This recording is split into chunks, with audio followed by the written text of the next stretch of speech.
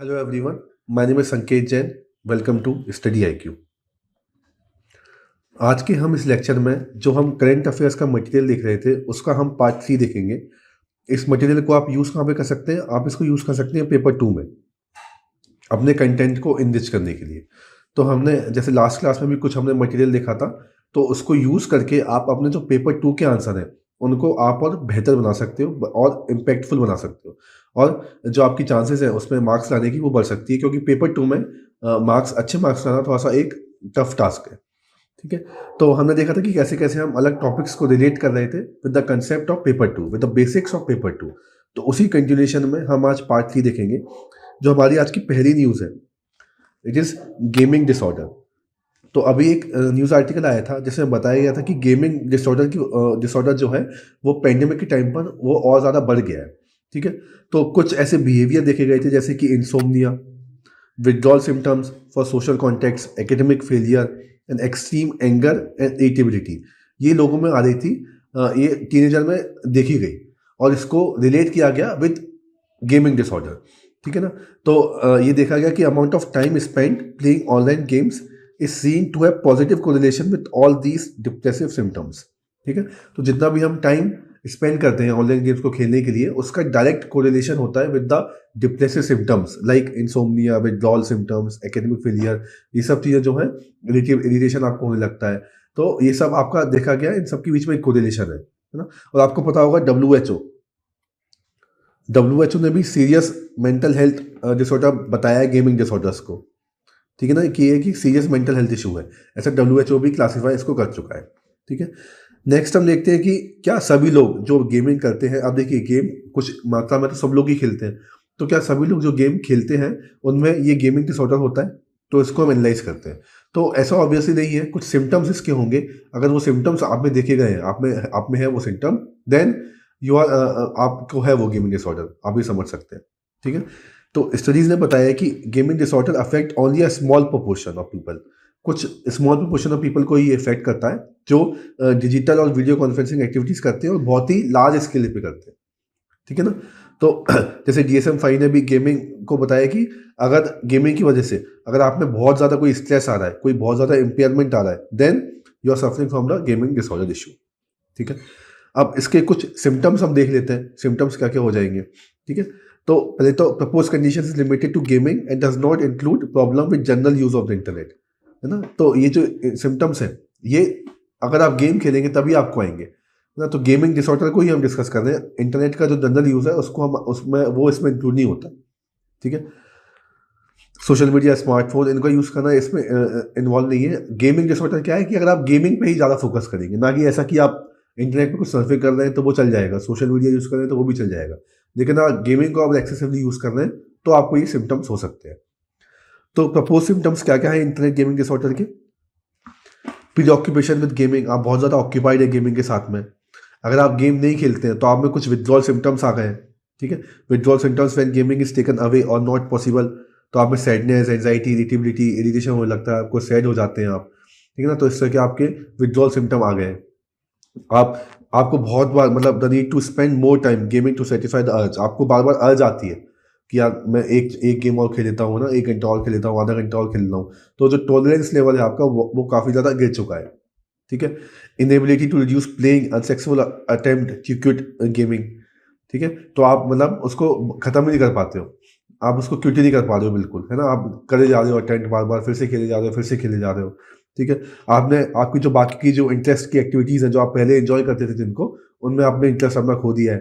ठीक है, deceiving family members और others about the amount of time spent on game, आप फैमिली मेम्बर से बात नहीं कर रहे हो, कोई भी सोशल कॉन्टैक्ट नहीं कर रहे हो।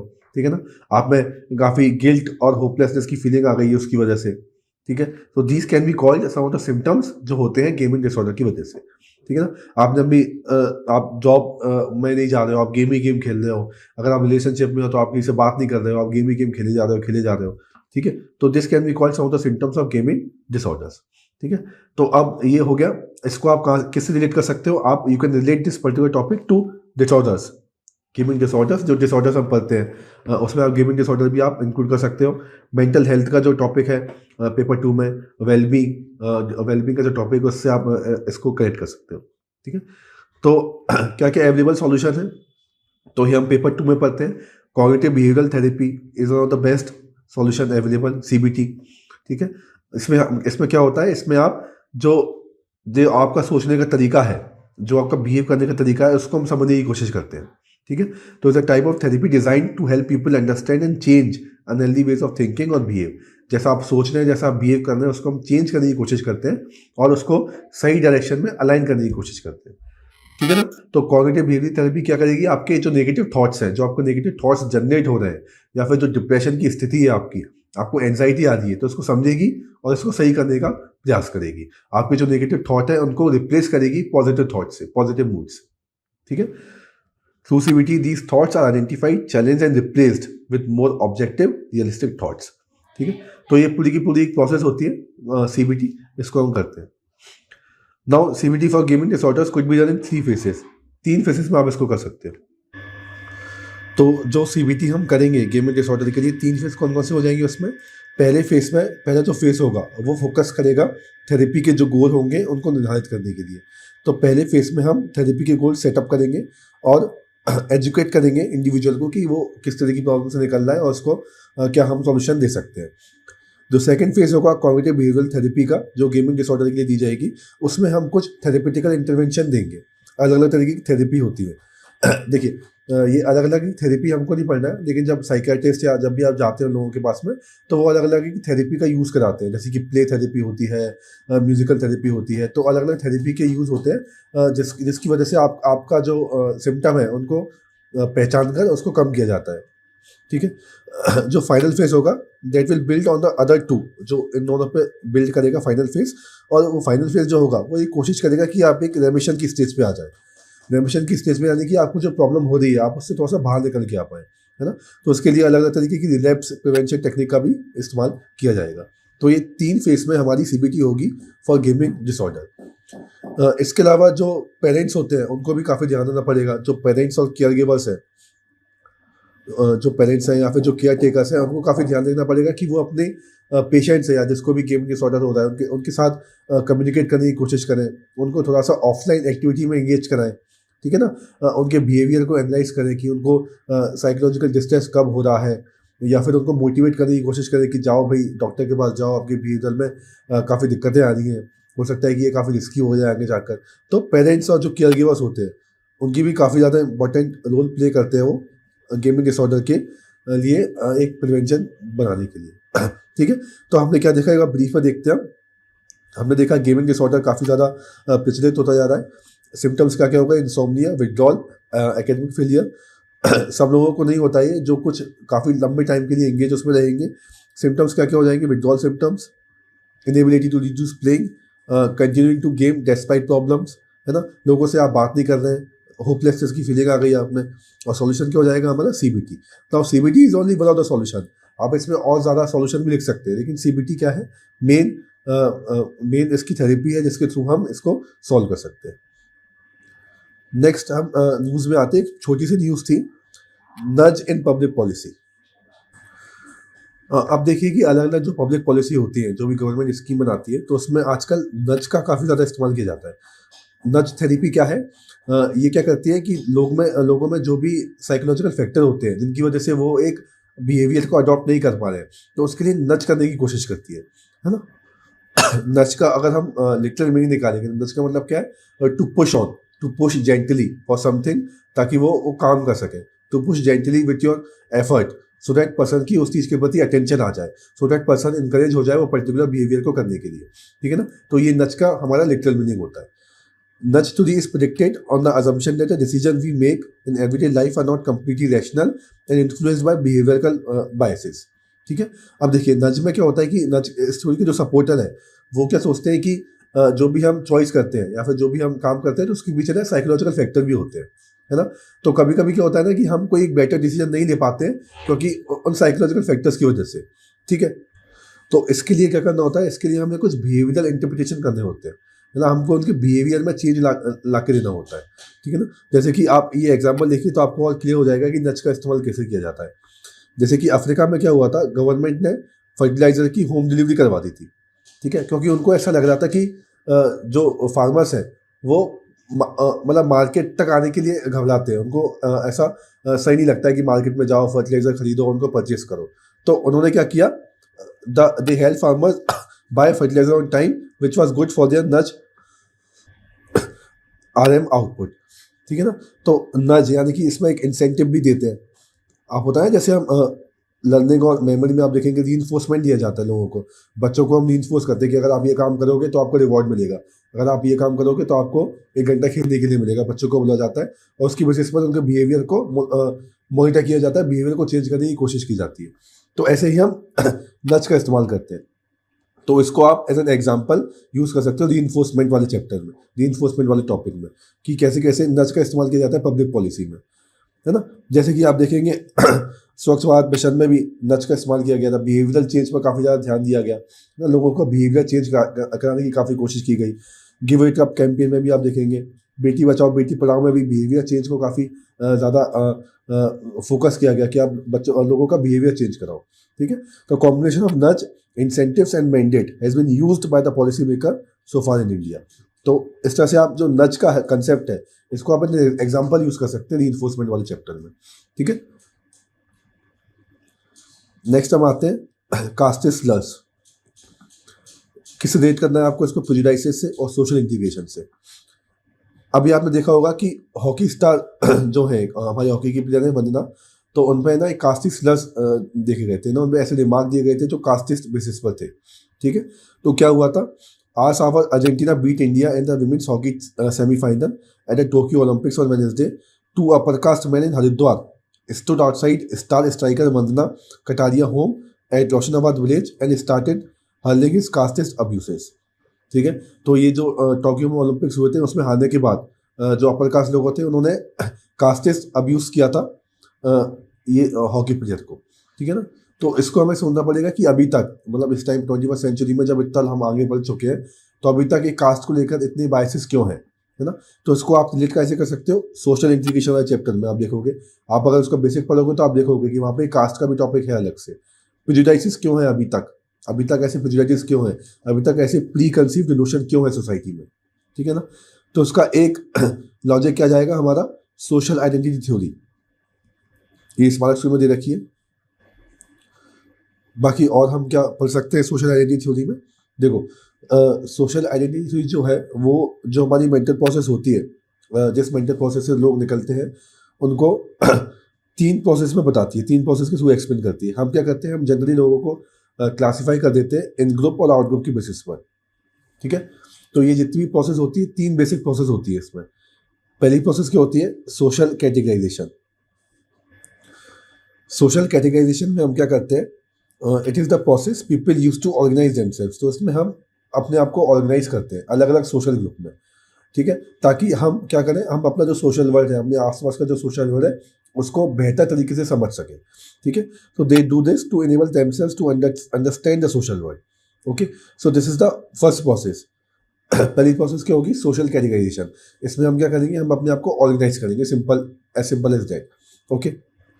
तो यहाँ से क्या शुरू होगा, जैसे आपने मान लो आपने अपने आप को बिजनेसमैन, एक सोशल ग्रुप है वहाँ पे अपने आप को सोशलाइज कर लिया, तो यहाँ पर आप दूसरे ग्रुप को अपने आप से सेपरेट देखोगे, है ना। तो ये जो सोशल कैटेगराइजेशन की प्रोसेस है it lead to emphasising the similarity between people in the same group and the differences between people in separate group, है ना। आपका एक बिजनेस लोगों का अलग ग्रुप है, सर्विस वाले लोगों का अलग ग्रुप है। तो मान लीजिए बिजनेस वाले ग्रुप में 5 लोग हैं, तो वो आपस में अपने आप में सिमिलरिटी देखेंगे, ऐसे ही सर्विस ग्रुप वाले अपने आप में सिमिलरिटी देखेंगे, लेकिन बिजनेस और सर्विस दोनों एक दूसरे को डिफरेंस तरीके से देखेंगे, सेपरेट तरीके से देखेंगे कि हम दोनों अपने आप में एक सेपरेट ग्रुप है। ठीक है ना। तो people can belong to different social categories, but one or more categories will be more or less important, this depends on the person, social circumstances. ठीक है ना। तो पहले प्रोसेस में हमने क्या कर लिया, हमने अपने आप को अरेंज कर लिया, अपने आप को ऑर्गेनाइज कर लिया इनटू डिफरेंट सोशल ग्रुप्स। उसके बाद प्रोसेस क्या आती है, सोशल आइडेंटिफिकेशन की। ये क्या होती है, this is the process of identification as a group member. यहाँ पर हम अपने आप को आइडेंटिफाई करेंगे कि हमारे भी ग्रुप में एक इंपॉर्टेंस है। ओके। जैसे कि मान लीजिए कि आपने अपने आप को किसी ग्रुप में ऐसा सोचा कि आप एक एनवायरमेंटल एक्टिविस्ट हो, है ना, और आपने अपने आप को ऐसा आइडेंटिफाई कर लिया है, तो आप अलग अलग काम करोगे एनवायरनमेंट को बचाने के लिए। जैसे कि क्लाइमेट चेंज अवेयरनेस इवेंट में आप पार्टिसिपेट करोगे, वाटर यूज़ करना शुरू कर दोगे, रिसाइकलिंग के प्रोसेस पे ध्यान दोगे, क्योंकि आप उस ग्रुप से काफ़ी ज़्यादा इमोशनली अटैच हो गए हो, आपने इमोशनली इन्वेस्ट कर दिया अपने आप को, तो आपकी एक आइडेंटिफिकेशन बनेगी उस ग्रुप के साथ में, है ना? तो ये हो गया सोशल आइडेंटिफिकेशन वाला स्टेज, ठीक है। These types of process make people emotionally invested in their group membership. One consequences of this phenomena is that their self esteem is also influenced by the status of the group, क्योंकि आपने यहाँ पर अपने आप को identify कर लिया है, ठीक है ना। इसके बाद पहले आपने कैटेगराइज किया, ऑर्गेनाइज किया, फिर आपने आइडेंटिफाई किया। अब जो थर्ड स्टेज आती है वो थोड़ी कॉम्प्लेक्स होती है। थर्ड मेंटल प्रोसेस क्या होती है? सोशल कंपैरिजन की। यहाँ पे आप क्या करते हो? You will start to compare your group with the other groups, ठीक है, on the terms of status, on the terms of money, on the terms of prestige. तो आप अलग अलग टर्म्स पर कंपेयर करना शुरू कर देते हो, ठीक है ना। To maintain self esteem a person must regard their in group as having a higher social status than the out group, ठीक है ना। फॉर एग्जाम्पल, जैसे कि मान लीजिए कि movie star sees himself in a higher social class than a classically trained Shakespearean actor. कोई भी अगर छोटा मोटा एक्टर होगा तो उनसे वो अपने आप को एक अपर क्लास में रखेंगे, ठीक है ना। Still a member of a group is not likely to compare himself और herself to an out group member. The comparison must be relevant to the situation, ठीक है। सिचुएशन के रिलेवेंट और कंपेरिजन होना चाहिए तो ठीक है, लेकिन अगर नहीं हो रहा है तो फिर दिक्कतें आती हैं। और क्या क्या इंस्टेंसेस हो सकते हैं इन सब चीज़ों के? जैसे मान लीजिए कि you will prefer your own in group over the out group, maximise the differences between the two groups, minimise the perception of different between group members, this increases cohesion with the group as a whole. या फिर आप जो positive information है about अपने अपने जो own group की positive information को बताएं और दूसरे ग्रुप की नेगेटिव इन्फॉर्मेशन पर ध्यान दें। तो उससे क्या होता है? इन सब चीज़ों की वजह से अब आपने क्या शुरू कर दिया? आपने कंपेयर करना शुरू कर दिया। Now you begin to compare between in group और आउट ग्रुप। अब इसमें कुछ भी हो सकता है, जैसे मान लीजिए आप अपर कास्ट से हैं तो आप अपने आप को एक अपर कास्ट के मेंबर की तरह अपने आप को आइडेंटिफाई कर रहे हैं। तो आप जो लोअर कास्ट के लोग हैं उनके प्रति आपका व्यवहार अच्छा नहीं होगा, क्योंकि आपने अपने आप को एक ग्रुप में मांग लिया है।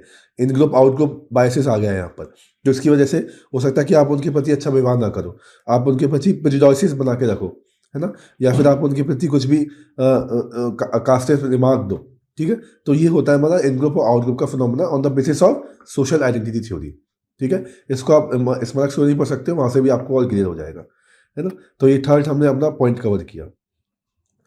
नेक्स्ट हम देखते हैं आपको पता होगा, देखो सुसाइड के केस बहुत ज़्यादा बढ़ते आ रहे हैं। This news is related to your wellbeing, जो मेंटल हेल्थ है बच्चों की।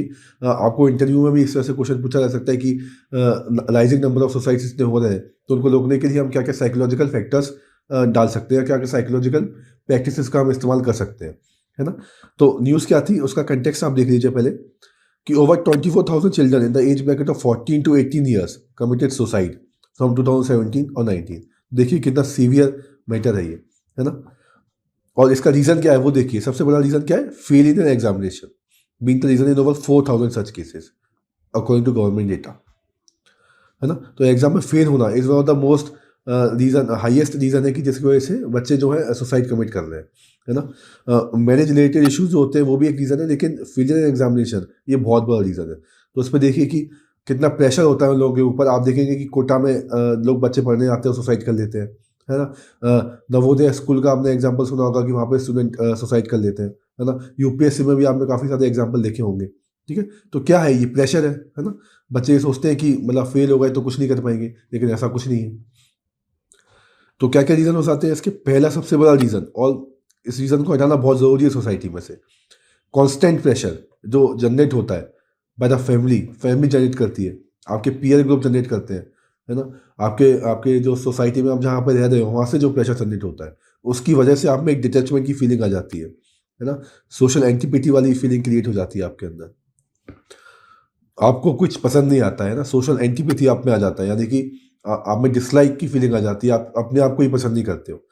तो ये बहुत बड़ा एक सीवियर इशू है, कांस्टेंट प्रेशर जो सोसाइटी की तरफ से आता है बच्चों के लिए, ठीक है। Children and young adults have complicated emotional ecosystem that are easily affected by behavioural, emotional learning और मेंटल डिसऑर्डर्स, जिसकी वजह से उनको डिप्रेशन हो जाता है, anxiety, bipolar disorder, disruptive behavioural disorders, intellectual disability, autism, ये सारी चीज़ें होती हैं बच्चों में, है ना, क्योंकि उनका जो इमोशनल इकोसिस्टम होता है बहुत ज़्यादा कॉम्प्लिकेटेड होता है। ठीक है, और जो एनवायरमेंटल चैलेंज होते हैं, है ना, प्रेशर आ गया, ये सब चीज़ें आ गई, इसकी वजह से भी काफ़ी सारे मेंटल कंसर्न निकल के आते हैं, है ना। बॉडी शेमिंग, सेल्फ स्टीम उनका कम हो जाता है, इनसिक्योरिटी आ जाती है उनमें, फाइनेंशियल इश्यूज होते हैं उनके साथ बहुत सारे। ठीक है, सब्सटेंस एडिक्शन हो जाता है उनके साथ में, है ना, इमोशनल प्रॉब्लम होती है बहुत सारी, और उसके पीछे आपका कॉन्स्टेंट प्रेशर भी चलता आ रहा है। ठीक है, तो ये बहुत बड़ा एक सीवियर केस है जिसकी वजह से बच्चे जो है सुसाइड कर रहे हैं, है ना। तो अब इसको हम कैसे सॉल्व कर सकते हैं? देखिए, सॉल्यूशन इंपॉर्टेंट है इसके। ये आप इंटरव्यू में भी लिख सकते हैं, और अगर जीएस फॉर एथिक्स में या ऐसे में भी कोई आपके पास ऐसा कुछ पॉइंट अगर आता है तो वहाँ पर भी आप इसको मेंशन कर सकते हैं। पहला क्या, जो इकोसिस्टम है स्टूडेंट, टीचर और पेरेंट का, इनको आपको और बेटर बनाना पड़ेगा ताकि स्टूडेंट की वेलबींग बेटर हो सके। इनका बहुत इंपॉर्टेंट रोल है, स्टूडेंट खुद का, टीचर का और आपके पेरेंट का। अगर ये तीनों सिंक में काम नहीं करेंगे तो ये केसेस आते रहेंगे। तो इनका एक सिंक में काम करना बहुत ज़रूरी है to ensure active wellbeing in the society. ठीक है ना। अब आप इंडिया में देखिए, parents often go into denial mode. अक्सर वो डिनायल मोड में चले जाते हैं अपनी, जब भी उनके बच्चों की मेंटल हेल्थ की लेके बात आती है, उनको कॉन्स्टेंटली प्रेशर करते हैं कि आपको पास होना है, पास होना है ना। रिजल्ट ओरिएंटेड बन गए हैं पेरेंट्स की, रिजल्ट लेके ही आना है ना। आपके जो एफर्ट है उन पर इतना ध्यान नहीं दिया जाएगा, रिजल्ट पर ध्यान दिया जाएगा। ओके, और जनरली एक्सेप्ट ही नहीं करेंगे कि उनके बच्चों को कुछ है। तो ये जो एटीट्यूड है कि my child has no such problem, this attitude must go on. इस एटीट्यूड को हमें हटाना पड़ेगा। पेरेंट्स को समझना पड़ेगा कि उनकी जो बच्चों की मेंटल हेल्थ है वो भी काफ़ी फ्रिजाइल होती है ना, और वो भी इसके द्वारा, मतलब वो भी इसमें आ सकते हैं, इस घेरे में आ सकते हैं, है ना। हमें टीचर्स को ट्रेन करना पड़ेगा so that they can identify the symptoms, जो भी सिम्टम्स है ये मेंटल हेल्थ के, उनको आइडेंटिफाई कर सके और उनको इस बेसिस पर एक कंफर्टेबल इन्वायरमेंट दे सके। ठीक है, साइकोलॉजिकल काउंसलिंग प्रोग्राम हमें इंट्रोड्यूस करने पड़ेंगे अलग अलग एजुकेशनल इंस्टीट्यूशन में। ठीक है, ताकि उनको एक कंफर्टेबल हम इन्वायरमेंट दे सकें। ओके, हर एक चाइल्ड का कोपिंग मैकेनिज्म अलग अलग होता है, तो काउंसलिंग प्रोग्राम भी हमको फ्लेक्सिबल बनाने पड़ेंगे। ठीक है, हमें ट्रस्टफुल कम्युनिकेशन करना पड़ेगा बच्चों के साथ में। ठीक है ना, उनके सेल्फ स्टीम को और स्ट्रेंथन करना पड़ेगा, उनकी लाइफ स्किल को और बेहतर करना पड़ेगा, ताकि वो स्ट्रेस और अदर जो भी चीज़ें होती हैं उनके साथ बेहतर तरीके से डील कर सकें, है ना। तो ये सजेशन वाले पॉइंट आप कुछ यहाँ पर लिख सकते हो। ठीक है, और क्या कर सकते हैं हम, जो डीप रूटेड कॉज है इसका, उसको हमको एड्रेस करना पड़ेगा, यानी कि जो एटीट्यूड है हमें उसको चेंज करना पड़ेगा। करिकुलम डिज़ाइन कर सकते हैं हम, है ना। हम मेंटल एक्सरसाइज और मेडिटेशन जैसे जो कंसेप्ट है वो हम करिकुलम में डाल सकते हैं। ठीक है, जैसे दिल्ली गवर्नमेंट ने हैप्पीनेस करिकुलम इंट्रोड्यूस किया है, वो एक अच्छा स्टेप है। ठीक है, लाइफ स्किल ट्रेनिंग को हम इंटीग्रल पार्ट बना सकते हैं अपने करिकुलम का। ओके, तो इस तरह से कुछ पॉइंट हम इसमें लिख सकते हैं। ठीक है, तो ये क्या है, एक जो जो सुसाइड हो रहा है जो बच्चों का, ये हमने इसको साइकोलॉजिकल पॉइंट ऑफ व्यू से समझने की कोशिश की है ना। और भी थ्योरीज आप इस पर लिंक कर सकते हो, लेकिन मैंने आपको कुछ पॉइंट बता दिए। अब आपको पेपर टू से कैसे लिंक करना है वो आपको समझ में आ जाएगा। जब भी ये कंसेप्ट आएगा तो आप इसको वहाँ पर और अच्छी तरीके से इंगेज करके पढ़ सकते हैं। नेक्स्ट जो रहेगा हमारा ह्यूमन ट्रैफिकिंग का इशू रहेगा। इसको भी आप डिसऑर्डर से रिलेट कर सकते हैं, है ना। तो अभी क्या हुआ है, अभी एक डेटा आया था कि 2020 से 2021 तक का 9,000 बच्चे have been rescued after being trafficked for labour according to a child line non government organisation, है ना। 9,000 बच्चे। और दूसरे अगर भाषा में बोला जाए तो 21 children have been trafficked every day over nearly 15 months. 21 बच्चे डेली की डेली ह्यूमन ट्रैफिकिंग का शिकार बनते हैं। Children helpline number received 44 lakh distress call over 10 months. Over the year, 2,000 children have arrived at shelter homes and 800 rescued from hazardous working condition. तो देखिए कितना severe issue है, और इसके बारे में बात भी बहुत कम होती है, ह्यूमन ट्रैफिकिंग। ठीक है ना, तो जीएस के एंगल से तो आपको उसको पढ़ना ही है। हम थोड़े साइकोलॉजिकल इफेक्ट देखेंगे कि ह्यूमन ट्रैफिकिंग के साइकोलॉजिकल इफेक्ट क्या होते हैं, है ना। ह्यूमन ट्रैफिकिंग होने के बाद जैसे मान लीजिए कोई बच्चा अगर आता है शेल्टर होम में आता है, तो उसमें क्या क्या सिम्टम्स हो सकते हैं। डिप्रेशन हो सकता है उसको, एंजाइटी डिसऑर्डर, पीटीएसडी हो सकता है, post traumatic stress disorder, shame और गिल्ट की फीलिंग आ सकती है उसमें, सब्सटेंस अब्यूज डिसऑर्डर हो सकता है उसको, है ना। सोशल एंटिपिटी हो सकती है उसको, सोशल आइसोलेट हो सकता है वो। ठीक है, सुसाइडल टेंडेंसी उसमें आ सकती है ना। आइडेंटिटी डिस्टर्बेंस हो जाएगा, उससे रोल कन्फ्यूजन हो जाएगा कि वो समझ नहीं पाएगा कि मैं हूँ कौन, मैं करना क्या चाहता हूँ, है ना।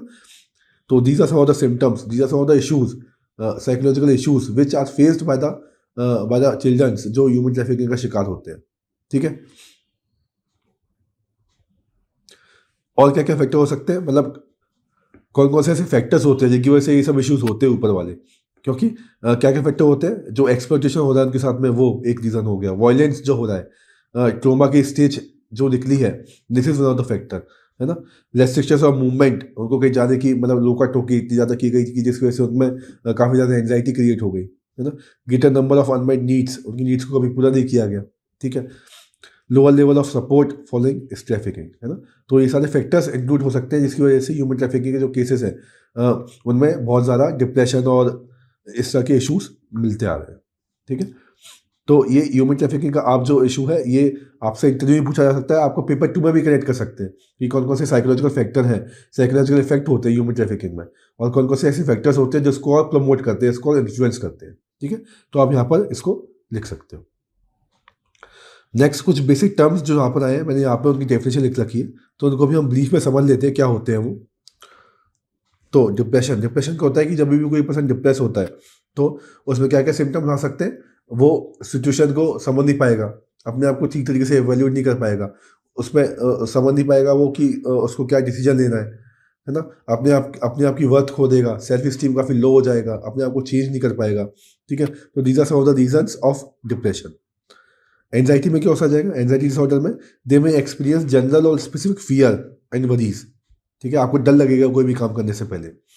द पर्सन में become pre occupied with anxious thoughts, आपको थॉट्स आएंगे कि अगर मैं ये काम करूंगा तो ये होगा, है ना। तो it will make you difficult to function properly, ठीक है। आप कॉन्सेंट्रेट नहीं कर पाएंगे, कोई भी डिसीजन आप अच्छे से ही ले पाएंगे। तो ये सब एंजाइटी के इशू, एंजाइटी में होता है, सिम्टम्स होते हैं। पोस्ट ट्रोमेटिक सिम्पटम डिसऑर्डर क्या होता है, इसमें आप क्या करेंगे, आप लोगों को अवॉइड करना शुरू कर देंगे और कई कई जगह पर आना शुरू बंद कर देंगे, है ना, जिससे आपको वो ट्रोमेटिक इवेंट रिमाइंड कराता है या ट्रिगर होता है। तो आप कोशिश करोगे कि वहाँ पे ना जाओ, उन लोगों से ना मिलो। इसके अलावा आप में काफ़ी सारे इंट्रूसिव थॉट्स आना शुरू हो जाएंगे, है ना।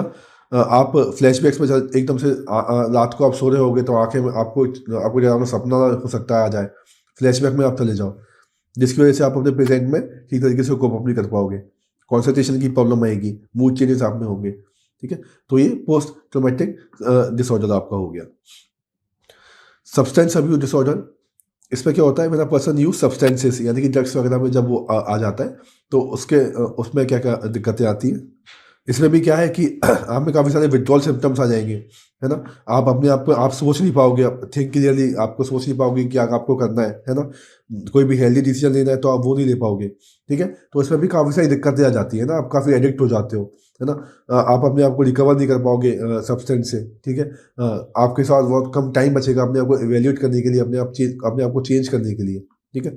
तो ये आपका सब्सटेंस अब्यूज डिसऑर्डर हो गया, और इनको आप डिटेल में पेपर 2 में जब आप इस बारे में पढ़ोगे तो वहाँ पे भी आप इसको कवर कर सकते हो, ठीक है ना।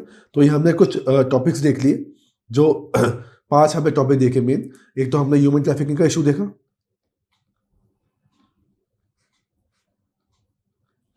ह्यूमन ट्रैफिकिंग जो सुसाइड के केस बढ़ते आ रहे हैं, राइजिंग सुसाइड जो हो रही है, उसका हमने केस देखा। एक मैंने आपको नच का कंसेप्ट बताया कि नच का कैसे इस्तेमाल किया जाता है अलग अलग पब्लिक पॉलिसी में, उसमें कैसे इस्तेमाल किया जाता है। कास्टिस्ट जो स्लर्स दिए जाते हैं लोअर कास्ट के लोगों को, तो उनका रीज़न क्या है वो हमने देखा, ठीक है ना। इसके अलावा हमने गेमिंग डिसऑर्डर देखा। तो ये 5 हमने कंसेप्ट देखे जिसको आप पेपर 2 के अलग अलग टॉपिक से कनेक्ट कर सकते हो, ठीक है। नेक्स्ट क्लास में हम कुछ और टॉपिक नए लेके आएंगे जो कि करंट से रिलेटेड है। Okay, thank you very much.